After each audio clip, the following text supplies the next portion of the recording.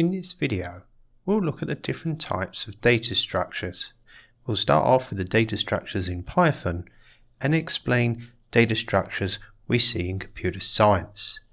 Stay to the end where we'll look at lists and arrays in other languages. What's the difference? If you're interested in data structures, you may be a beginner, where we've already covered many data structures in other videos. You may be interested in an academic sense, where at university you study data structures and algorithms, which means you'll need to learn about complexity. Or maybe you want to know data structures for interviews. There's already many videos on YouTube to help you with data structures in that case. In here we want to start off with simple explanations, which we'll do in this video. But in this series we'll go into a bit more depth so you can understand how data structures are used in Python. Now, we have data structures that are already built into Python, and we'll cover them in this video. We'll also look at other data structures such as queues and stacks. Now, if you're into data science, then you may know of more efficient data structures such as ND arrays and series and data frames. So we'll cover these as well. Now, once we look at data frames, they're a bit more complex. So other more complex data structures include trees and graphs. Complex in multi-dimensional, but not complex in that we can still understand them. We can still explain them, and it would be easy for you to understand them. When you've got one value, you can easily store it in a variable. If you want more than one value stored, the primary data structure you'll use is a list. Now, lists are values that are stored together consecutively in like boxes or in a list in normal life. We can access each element using a number. And one of the main things you need to remember with this number, which we call an index, it begins at 0. So we can have different values, even different types inside our list. So we can have numbers, integers, floating points, we can have strings, we can even have other lists or even an empty list. We can contain them inside this data structure. So lists we can access via their index. So if we want to access the first element, we access it at 0, the next element 1, until the end of the list. Now we can even access elements from the back using -1, then -2. So this is a list. The other things we can do with lists, we could slice lists, so slice them from the beginning, somewhere in the middle, from the end. And also we have many built-in functions we can apply on lists. So we can insert things in lists, we can append things to the end, we can extend the list, we can add or concatenate two lists together, and we have many functions we can apply on lists. We've already covered these in another video. There are other built-in data structures in Python that are not a list. We have tuples that are handy for temporary use of multiple values. We have sets if you want to use like set notation, intersection, union, etc. We have collections, we have arrays, and we also have dictionaries. Now, lists we can access via the index where they are. But imagine if you wanted to store Christmas presents, for example. Now you know what the present is, that's the value. But how do we access it? Well, we access it using someone's name. So we have like a label. So dictionaries are similar data structure, but instead of accessing the data via number, we access it by a key. So we have a key and a value. So that's a dictionary, and that used to be called an associative array in other languages. Let's not forget, also in Python we have strings, which contain multiple letters or characters. We can have punctuation, spaces, and numbers also inside strings. So we contain multiple things in strings.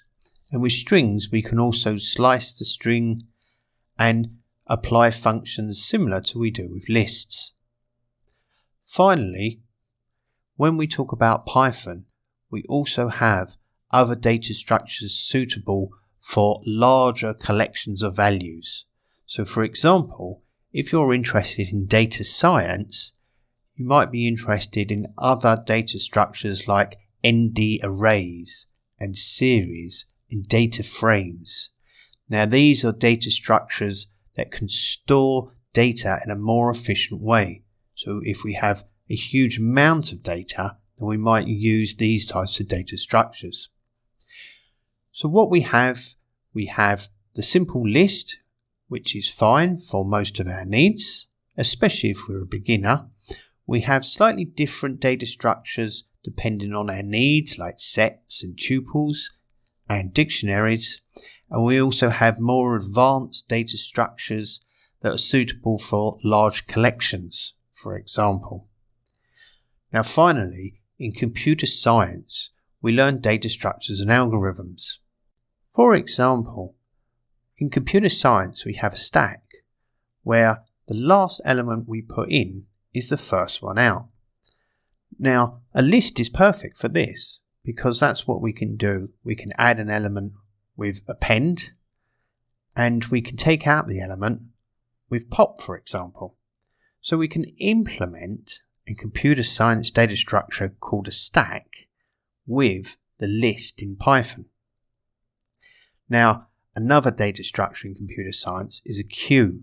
Now this is a bit more complex because we take from the front.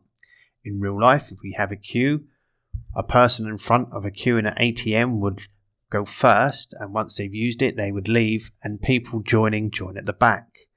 Now in a Python list, if we were to take the first element out, then all the other elements have to move up one, which will be quite inefficient. But in Python we do have a data structure that we can use for queues. Now it's spelled DEQUE, so you would think it's DQ, but it's actually called a deq. So we do have built-in data structures in Python, and we also have other ways of implementing data structures we use in computer science. So we might use a list, for example, or even classes. So for example, with linked lists, we have values and we also have a pointer pointing from, if you like, one object pointing to the next object that has the value.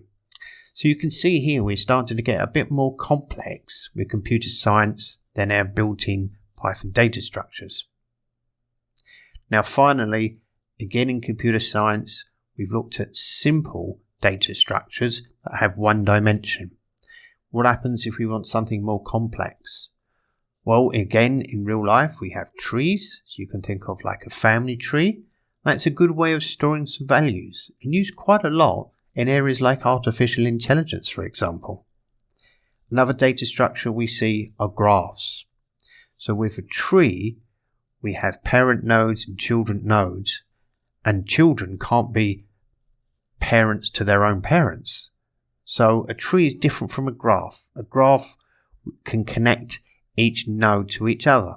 So we have directed graphs, we have different types of trees and graphs. Now in this series we want to go into more detail. So for example, the simple list. How is it made? So for example, we call a list in Python and we say it's very similar to an array in other languages, but it's not the same. Arrays in other languages have values and we have to say what those values are. Are they going to be an int? Are they going to be a string, etc.? We have to declare them. And the array can only contain one type, one data type. But in Python, we can create any data type. But how is this possible? Because in the other languages like C++ or Java, we have to say what the data type is. And then the array, we have one value in each box. It's consecutive in memory. So we know how big each box is, each storage area of each value. But we can't do that in Python, can we? Because they're different sizes. So why is Python different? Well, Python doesn't store the actual value, it stores a pointer. So we do know the length of each value because it's the length of a pointer. And that pointer basically points to the address of the beginning of our data structure, be it an integer, a string, or even another list. Implementing a list in Python is different than implementing an array in other languages. So when we're looking at how efficient things are, for example, and storage needs, we need to remember that Python's different. So if you're a beginner, you don't need to worry. The list is perfect for pretty much most of your needs. But more advanced, we need to understand how Python does things. So we'll be doing that in the next video.